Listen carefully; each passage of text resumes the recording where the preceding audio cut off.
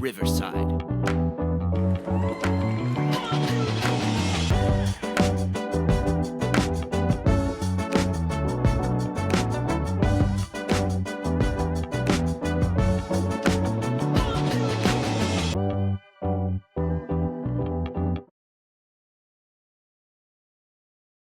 Welcome to Dance Talk with Joanne Carey, where the dance world connects, the conversations inspire, and where we are keeping them real. I'm your host, Joanne Carey, and today I am joined with Samuel Pott of Nimbus Dance. I'm excited to have him join me today. We're going to explore his background in dance, his trajectory through the dance world, his creation of Nimbus Dance, and his the company's upcoming world premiere of Firebird, which is what piqued my interest, because I have to say the traditional ballet Firebird is absolutely one of my favorites.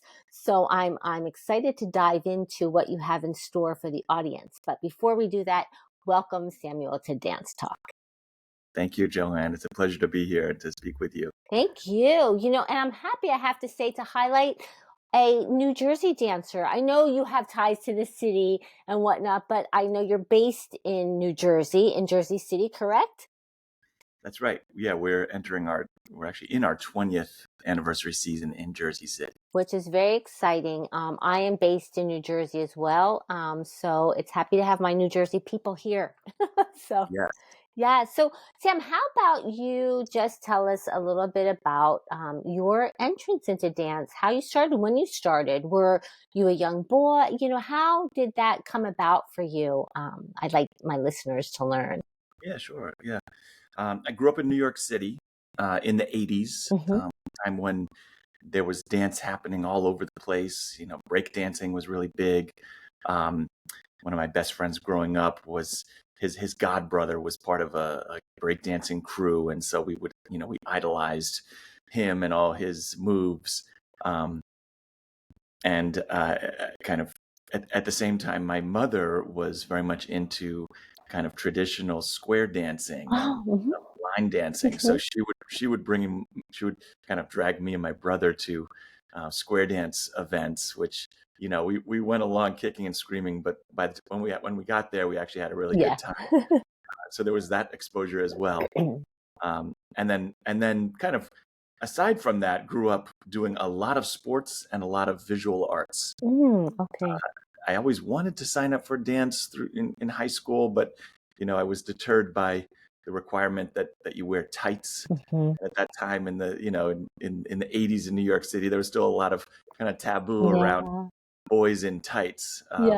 So I shied away from signing up until finally college, signed up for some modern dance classes just for fun. And that was out in California at the University of California at Berkeley. And really the rest is history. I just kind of fell in love with the rigor and the day-to-day nature of dance, the kind of the growth that you experience physically and internally and artistically and emotionally, and the component of collaboration and working with others so intensively. So I ditched my plans to major in visual arts and switched over to dance, and then the rest was history. Yeah, I love that you're bringing that out too, and the things you talk about with how much you were attracted to dance and the things that the benefits dance was giving you, because now I'm finding so much especially over these past couple of years, the benefits of dance are really highlighted for people more so than in the past. It wasn't really brought to the forefront of what dance did to you or did for you.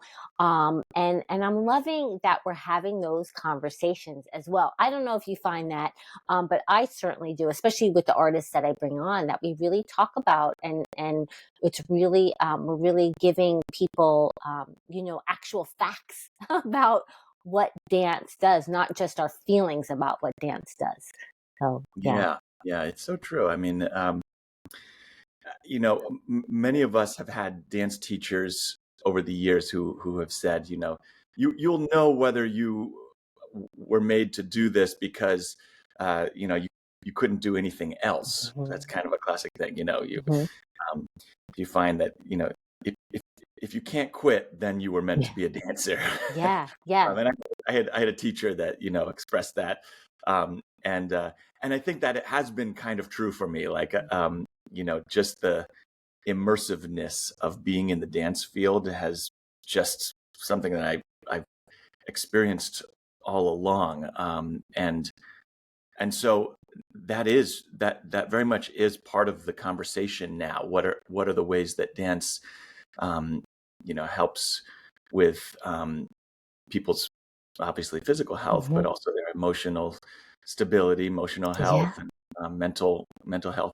And so it's good to see that people are kind of finding ways of talking about that in addition to just the pure passion of, like, Yes.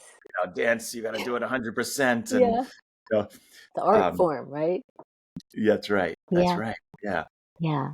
And at the same time, there's really, I think, something to be said about the approach to dance that is kind of full on immersion, Hmm. really committing yourself to the art form, really going deep into, understanding how how to adapt your own self to Hmm.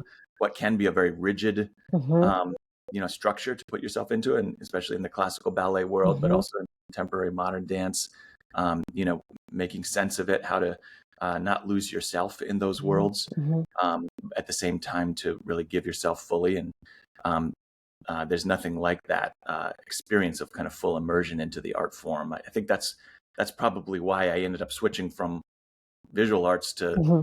to dance, was that, the arts are wonderful, all of the arts are Yeah. wonderful, but there's really nothing like dance, that Yeah. it is you and you are your medium. Instrument. Yes, your medium. You are your medium.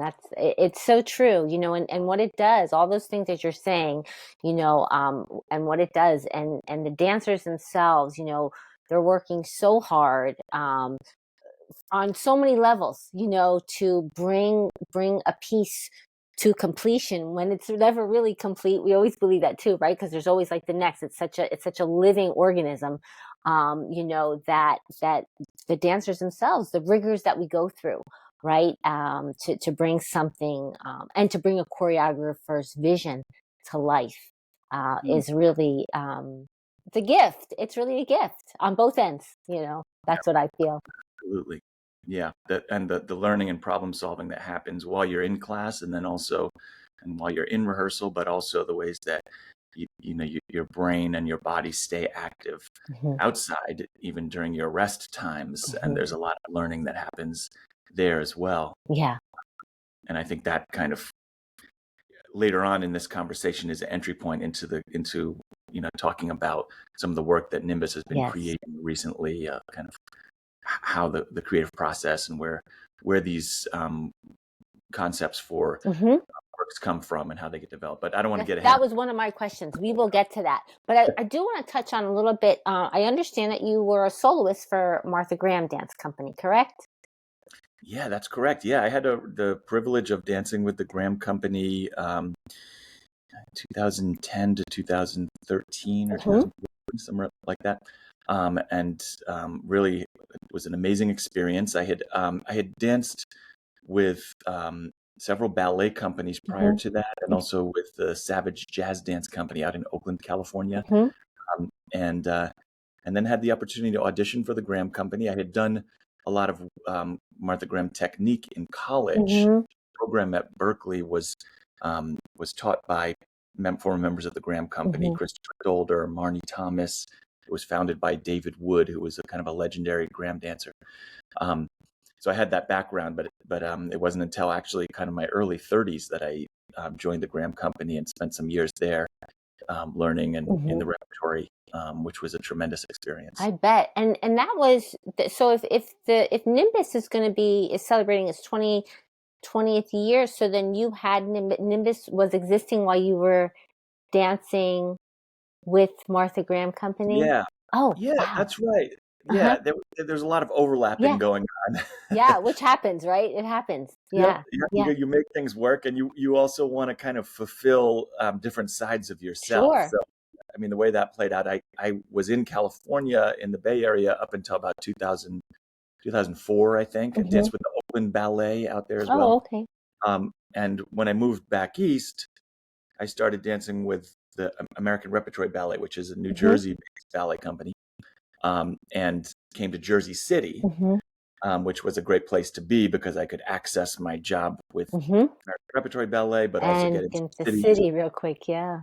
Yeah, and at that time, Jersey City was very much kind of still emerging Mm-hmm. as a place. It was very inexpensive to live Yes. here. Yes. Um, there was a lot of artists here, Mm-hmm. um, and but it was just a 10-minute ride into the city by Yeah. uh, Yeah. path train. Uh, yeah, and so kind of wrapped up things with American Repertory Ballet, and then started at that time with some of my fellow dancers from ARB. Mm-hmm.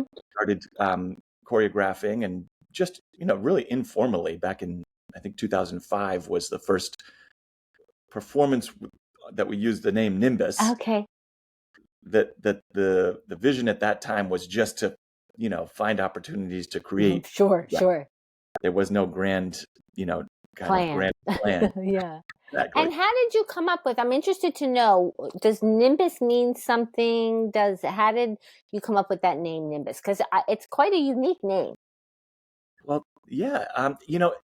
Um, I was searching around for a name. Nimbus has a double meaning. Mm-hmm. It's a rain cloud, um, and it also refers to kind of an energetic aura, which Oh, has kind of a religious connotation, like a uh-huh. halo. Can Oh, uh-huh. another name for a nimbus. Um, there's the Harry Potter connotation too, but Oh, I did not know that. Oh, I was thinking nimble, and I didn't have a chance to look it up, but I was like, nimble, like that nimbleness. And I was like, what does that mean? So that's why I'm glad I asked that. Yeah, Yeah. so it's got a double meaning, and the notion of I liked the idea of a cloud, something that enters into an environment, changes the atmosphere, but is not necessarily tangible. Mm-hmm. And I thought that was a nice kind of way to think about the way that art Yes. engages and interacts with people. Yes, it does. On that other plane, it's another plane, right? It's another plane.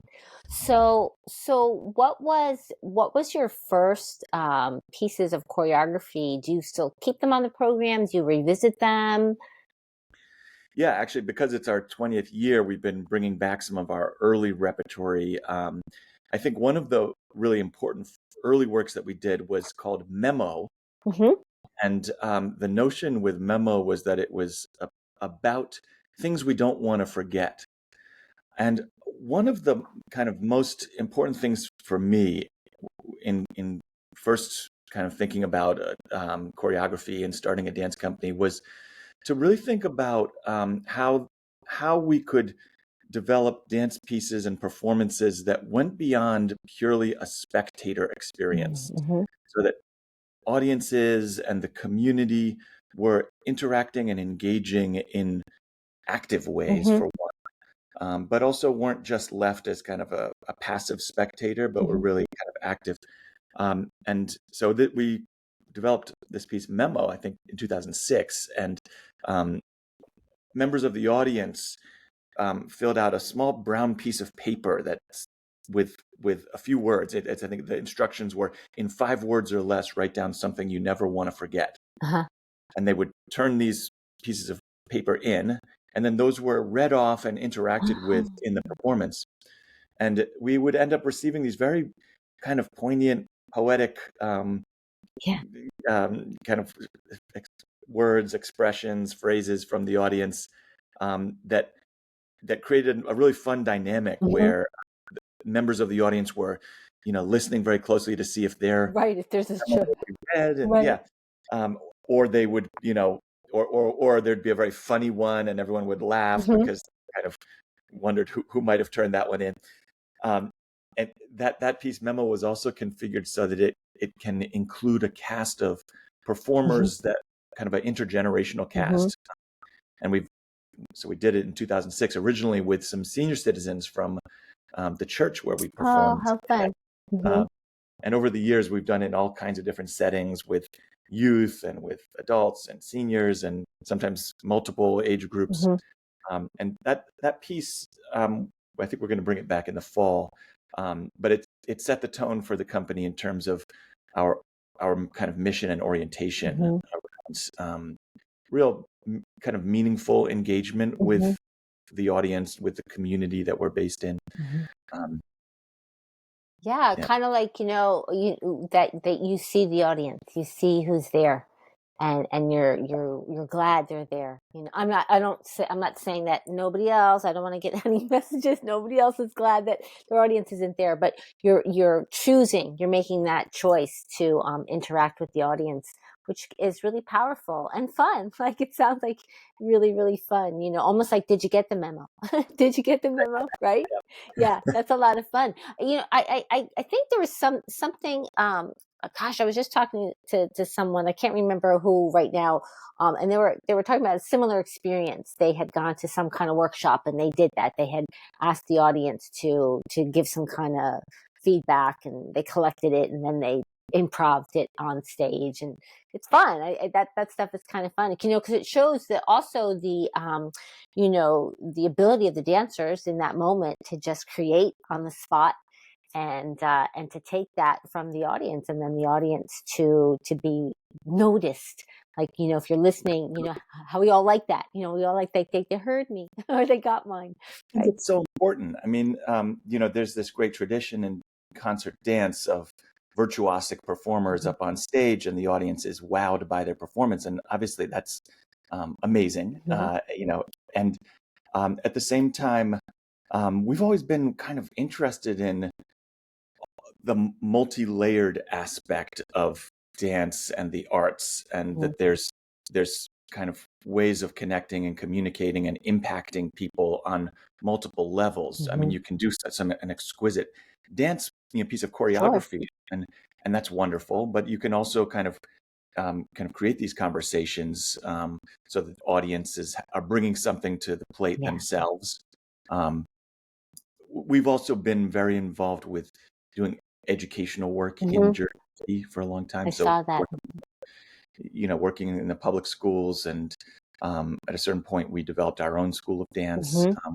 Now, pretty, kind of a very active program with kids of all ages and kids taking themselves and their art form seriously. And Yeah. but it's been very much a kind of a, building brick on brick Mm-hmm. process of Yeah. starting with some of these basic ideas, Mm-hmm. and then letting them develop and kind of come to take different shapes and forms over the years. Yeah, which is, can you ever have imagined that that's what you were doing when you were doing your first pieces of choreography, or just gathering your friends from your company and saying, let's try this out, right? What it's grown into, which is the beauty of it, right? Yeah, yeah. No, we had no. I had Yeah. no idea that this is where it was all going, and we'd be 20 years later in a beautiful art center in downtown Yeah. Jersey City, and collaborating with the New Jersey Yes, Symphony. I was just gonna say, how did that come about? So you collaborate? Do you collaborate every season with them? And how did that all come about? And Well, why? like most of the things that we do, they're kind of a recipe of, um, you know, we have this certain approach and outlook and orientation for what we're trying to do, but so much also happens just by, kind of putting the pieces together in a Mhm. creative way. It's that So Nimbus cloud. I think it's that name. It's a good thing.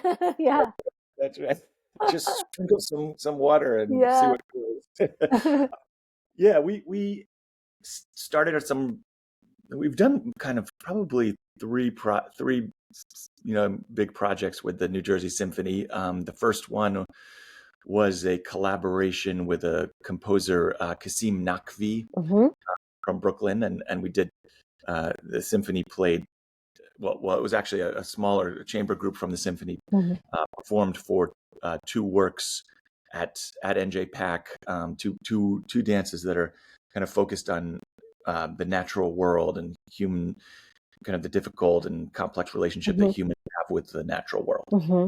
Did that, um, uh, and then a few years later, they approached us about reimagining Appalachian Spring, Oh, the famous Aaron Copland yes. music, which was originally, of course, a collaboration in 1944 Hmm. with Mark Graham. Hmm.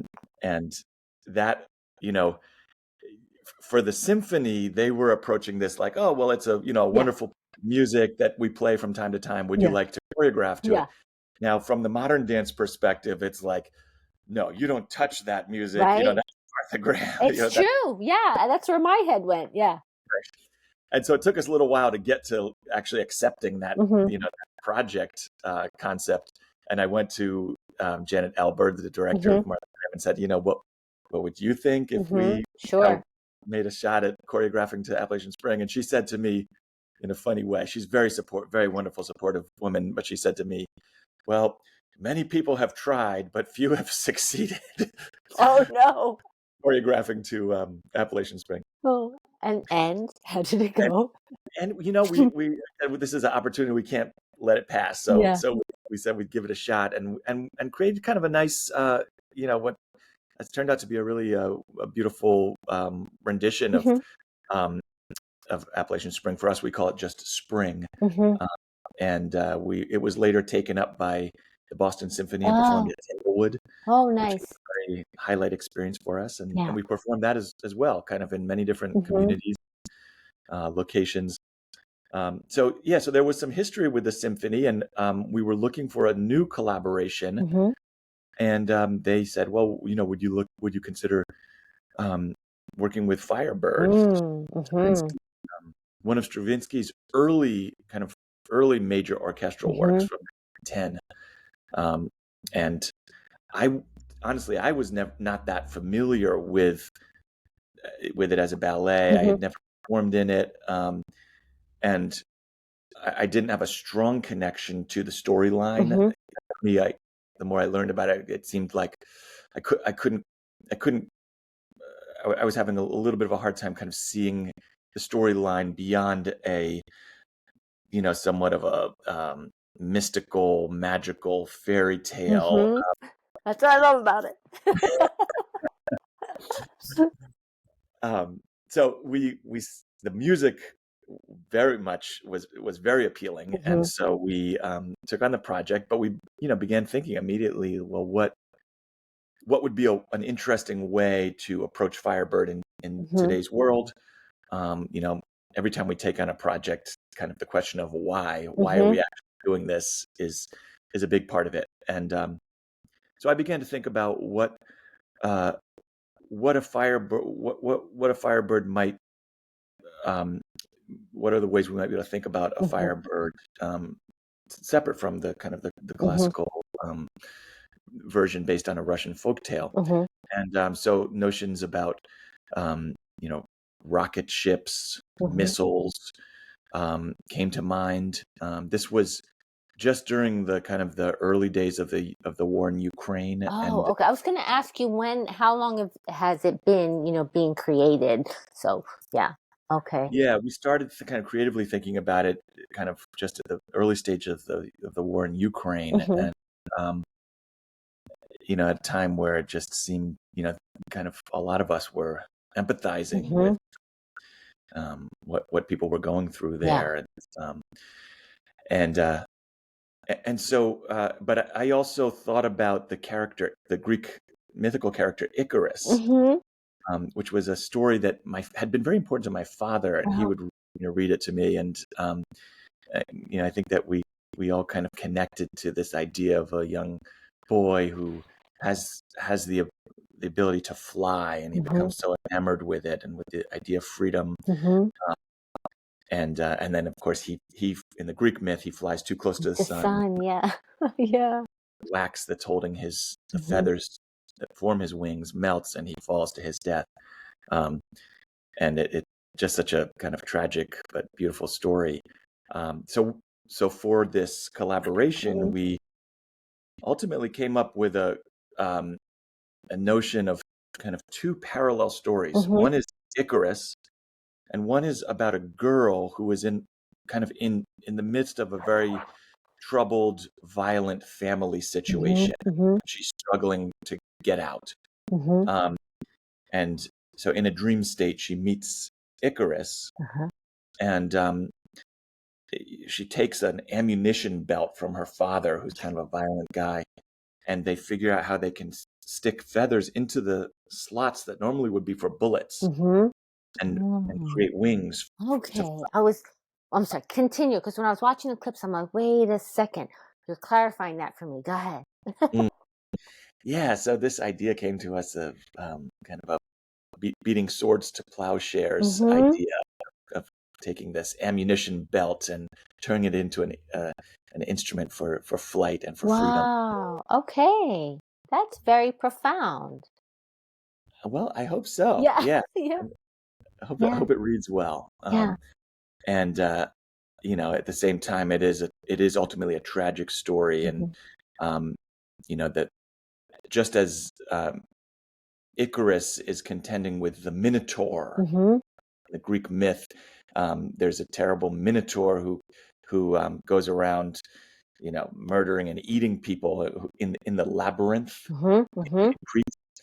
And so part of the point of these wings is for Icarus and his father to escape from the labyrinth and escape from Crete in the Greek myth. Mm-hmm. So there is a Minotaur character in our dance, and parallel to the Minotaur is the girl's parents. Mm-hmm. So just as Icarus is trying to kind of escape, the girl is you can think of her family situation as a labyrinth, or that she's trying to find a way Get out of. out of. Okay. Yeah, it was interesting because just for the listeners, I got to see some clips of a dress rehearsal, I believe it was, correct? Is that Mm, what you had sent me from the dress rehearsal? And so there were different clips, and I found it fascinating because I was trying to, because I didn't have anything like, I didn't have a program in front of me. I was like, who's who? And so my reaction to it when I was seeing it, I definitely imprisoned. And then I saw the man who had the stripes on, the stripes. Now, yeah, who is he? he's her brother. He's her brother. Okay, because then I wasn't sure. To me, those stripes were so profound. It had like Holocaust Mm, overtones for mm, me, because I'm not reading a program of what's going on, and I was like, wow. And so I'm like watching and going back and forth between the clips.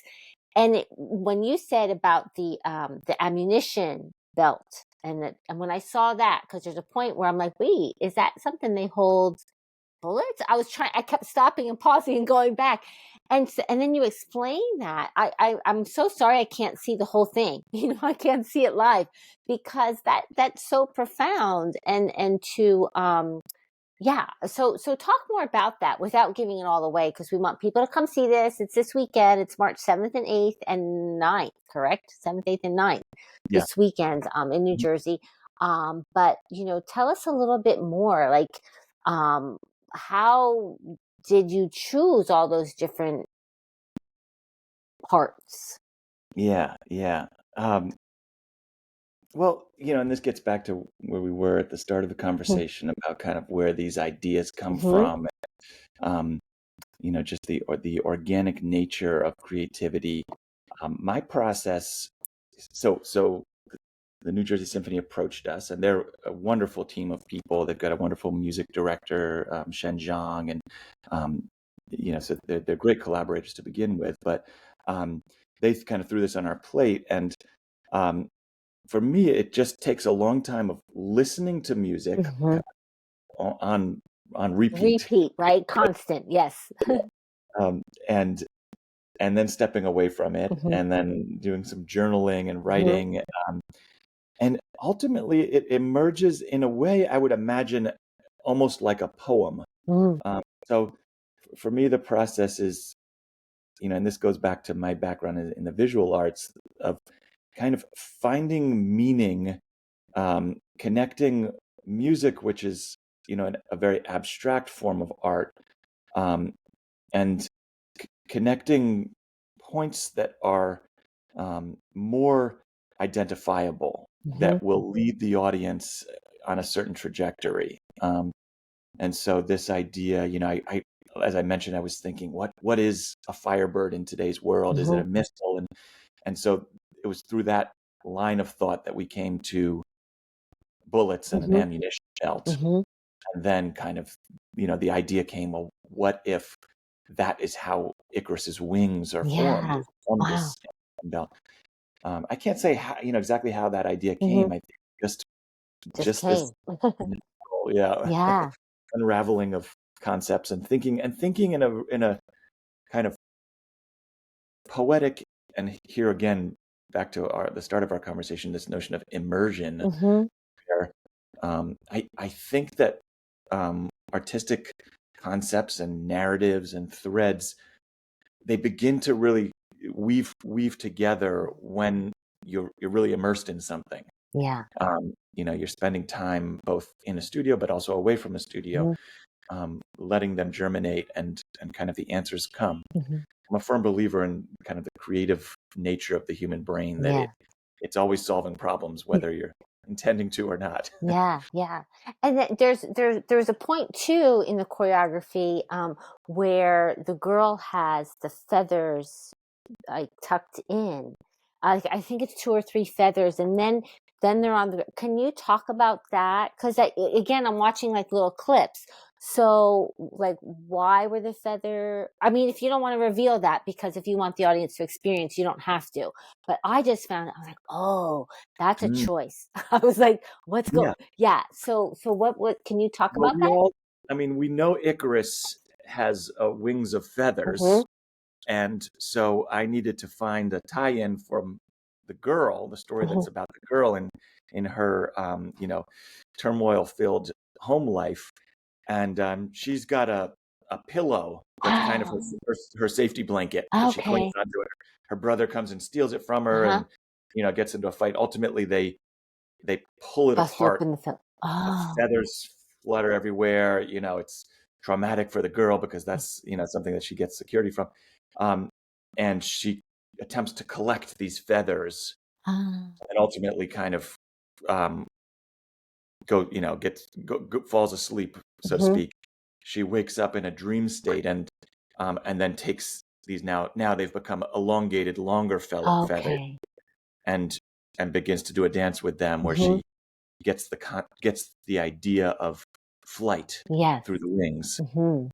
and she and Icarus then kind of figure out how they can build wings from the feather. Oh, yeah, 'cause when I saw that, I was like, I have to ask how, like, where are those feathers going to? Like, and why were they there? And that makes so much sense. I mean, now I'm really disappointed I'm not going to see this, but I'm imagining you're probably going to have it on your program later in your season Yeah, we'll too. bring it back. Yeah, Absolutely. yeah, because like I said, I love the traditional ballet Firebird. The music is so are you sticking to, like, is the music staying the traditional music? Has there been any changes to the music No, or no, it's the we're using the orchestral suite, okay. which is slightly, it's about 26 minutes. I Mhm. think that the ballet suite is maybe 40 Mhm. A little or bit so. longer, yeah. Yeah. Yeah.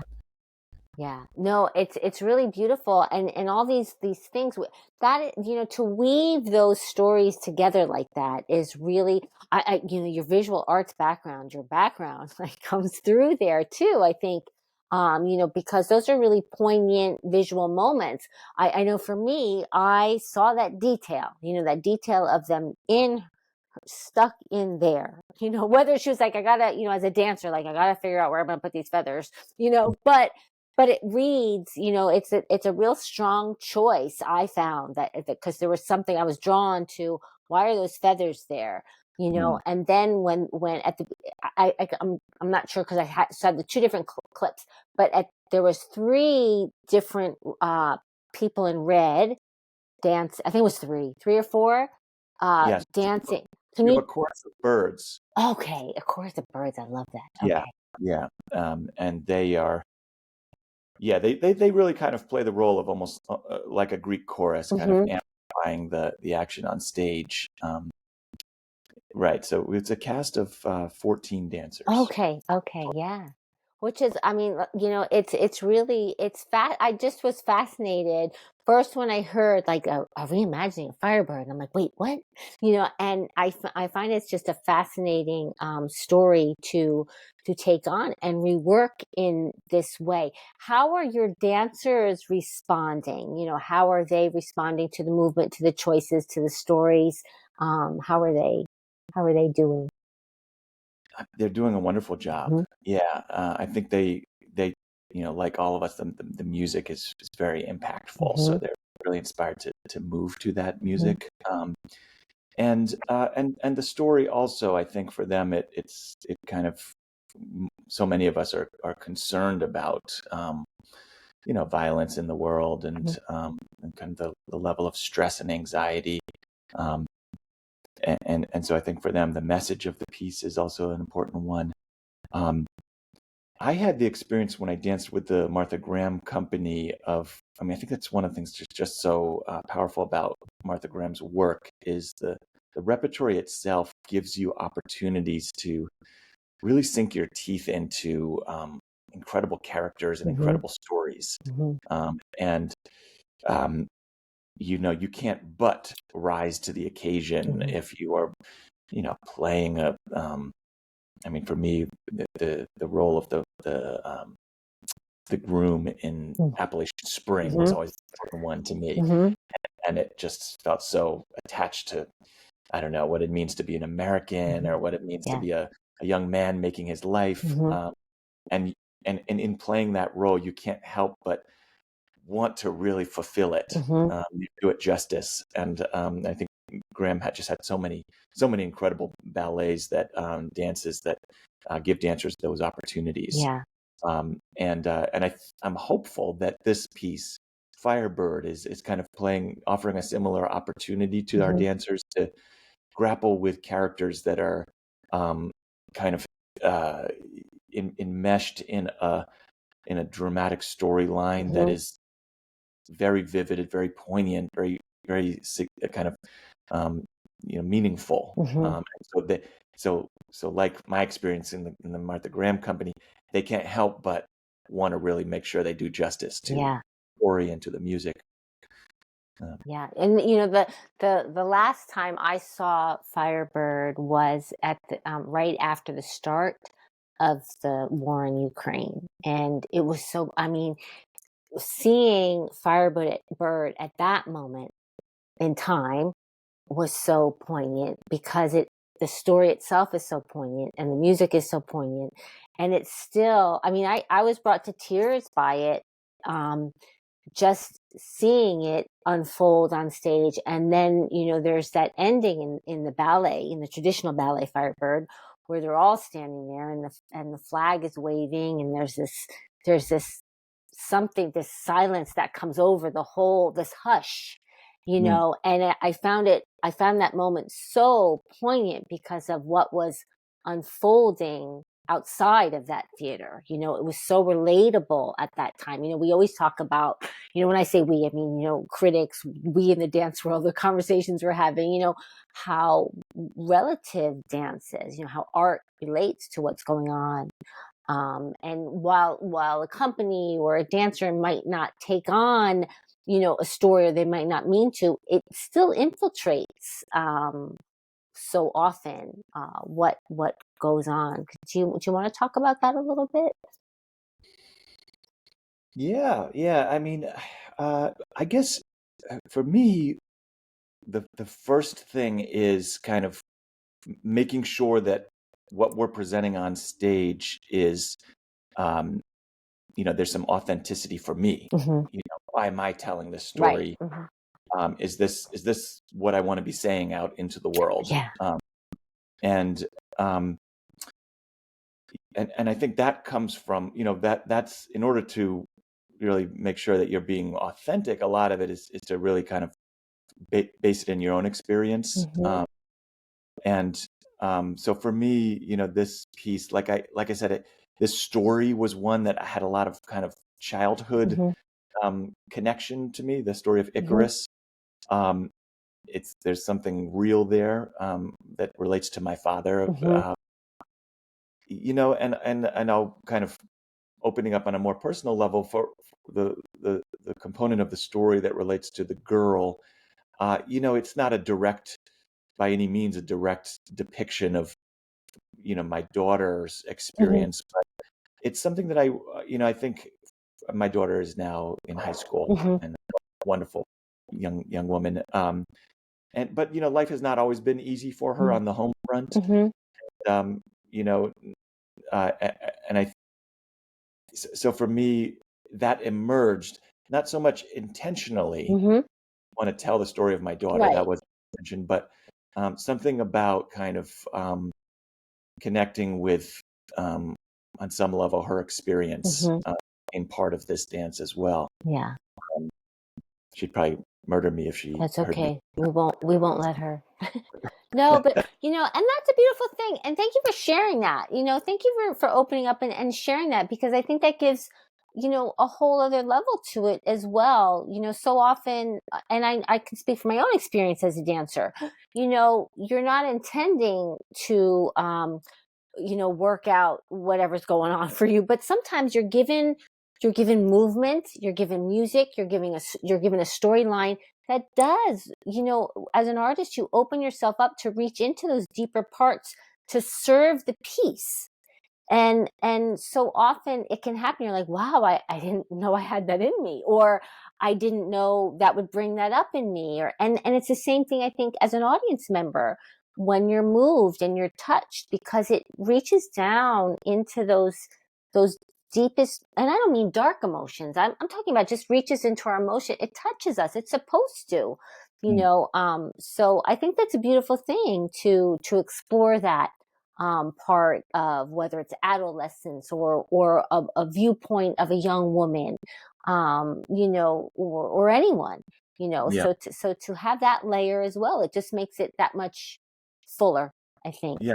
you For know. me, I've never been able to do it any other way. Mm-hmm. That's kind of how I work, and it's getting back to the beginning of the conversation, this idea of just being really immersed in Mm-hmm. the art form. I mean, that's just how it works for me. Yeah. Um, and at the same time, you asked about kind of making a statement about you know war or the Or whatever. Yeah. world, and I answered by talking about what this piece meant to me personally, and I think um, you know ultimately I think this piece does make a strong statement about violence in the Mhm. world Yeah. today, as experienced by young people who are having to go to school and face these lockdown Yeah. measures and you know dealing with all kinds of stresses and insecurities related to Mhm. cyberbullying, and which is really real. Yeah. And and at the same time, the actual warfare that is Yeah. that exists in so many places in the world currently, um, and I think in some way, kind of reaching inward to think about what are the personal sources for a story allows us to speak with some more um, honesty or authenticity about kind of the bigger picture. Hmm. And it would have been off on some level to have approached this project and say, I want to make a big statement about war. Yeah. Yeah. Yeah. How do you begin that? Yeah. Of course. Um, it can become disingenuous, and so for us, kind of thinking about what are the personal stories Hmm. here, and then building from there.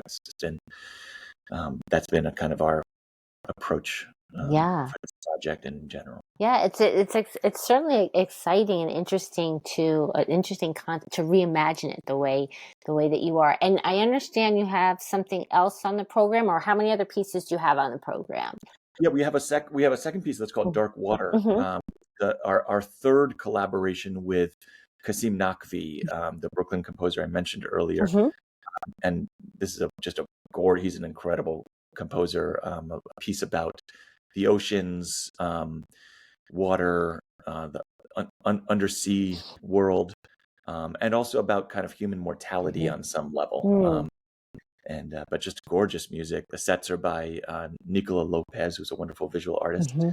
Um, so that will be on the first act of the Okay. program. And the second act, you finish with Firebird. You close with Firebird, and the music. I mean, I'm just thinking back to the music of Firebird. Stravinsky himself. So his his music is just so profound. The chords he uses, and that it's just it resonates in. I find, for me, like, I feel it reverberate. When you hear the music. So I think it takes that natural progression. It's exciting. I think you're doing exciting work there in Jersey City, here in New Jersey. That's nice. Yeah, thank you. Yeah, we Right? got to dispel the myth that New Jersey arts are, second fiddle to New York. That's right. That's right. Is there anything else that you want to share with the listeners? Because I know we mentioned briefly that this is your 20-year anniversary, so congratulations. What the rest of your season is going to be like to celebrate the 20 years of Nimbus. Well, we will be bringing back both of these works, Firebird and Dark Water, in early May to the Nimbus Art Center in downtown Jersey City. Okay. That will be won't be with live music, but it will be in a much more intimate setting. So a nice opportunity to see these pieces if you can't catch them this weekend at NJ Pack and Count Basie. And then we've got all kinds of things in the works. We do our own version of Nutcracker, which is a really fun, crazy kind of urban story about two kids and the Nutcracker they find and adventures they have roaming the streets of Jersey City. And we plan to expand our Nutcracker production and bring that to a couple other New Jersey cities. I just had an idea, but go ahead. I'll tell it to you. Yeah. So all kinds of exciting things in the work, a lot of opportunities for kids to get involved and engaged. We keep watering the plants and seeing what grows. No, it sounds wonderful. Is there anything that we haven't talked about or gone over? Any words of wisdom you want to offer to the listeners about your experience in dance, pursuing dance, being a choreographer, artistic director, school director, all those things, all those hats you wear? Father. Just right. Yeah, I mean, really lucky to have such a committed group of collaborators, partners on all of this stuff. Our dancers are really wonderful and committed, and in it for the right reasons. Likewise, our staff at Nimbus which largely is made up of former dancers. Of course, right. That's how it goes. But just really, are so dedicated to the mission and what we're up to. And our board of directors and so on. So we're really fortunate to be in the position we are with, there was something I wanted to say, and this is along these same lines. I think my experience with Nimbus, I mean, we like I said, we've kind of gotten to be in this really, really wonderful position of having a great space to work in. And a dance company that's regularly employed and so on. That's not to say it hasn't been extremely difficult and continues at times to be extremely difficult to keep everything afloat. But I think ultimately it's been kind of a process of seeking water, almost like a plant. Roots of a plant kind of they travel to where the water is, and sometimes if it's a plant stuck on a top of a mountain with very little soil, they still find a way of sinking their roots in and finding where where they'll find the sustenance. It's funny because with Nimbus, there's in some ways we've thrived incredibly. We do have this wonderful arts center in downtown Jersey City. Most companies of our size and age do not have a space like that. But then in other ways, it's been a real slog to get to where we are. And I mean, I can't tell you that, sleepless nights for the last 20 years. Yes, I believe it. Yeah. Yeah. And so I think, I don't know if there's a word, there are words of wisdom here, but kind of getting in contact with almost the biological nature of what we're doing, the creative process as almost a biological one, where you water the plant, you let it grow. Sometimes you need to give it light, sometimes you need shade, and kind of cultivating the right niche in the ecosystem for where you will grow best. That's different for different. I mean, I think that we were so fortunate to have ended up in Jersey City at the time that we did. But there may be other choreographers and dance companies that find great success in a completely different environment. So there's no one size fits all formula for this field. Yeah, I think that kind of reflects some of our experience with getting to where we are over the last 20 Yeah, years. no, thank you. Thank you for sharing that. And thank you for the work you're doing. And everybody, go see this reimagining of Firebird. Go see it because I can't go see it this weekend. So you guys go see it and tell me all about it. And then hopefully I can see it in May when it comes back around. But thank you so much, Sam, for joining me on Dance Talk. It's really been great to have you here and talk about your work. And thank you, listeners, for following us and listening to us and following the podcast. Thanks, Sam, for joining me on Dance Talk. This is Dance Thank Talk you. you're welcome. This is Dance Talk with Joanne Carey. Follow us, like us, and share, share, share. Thank you, everybody. Take care.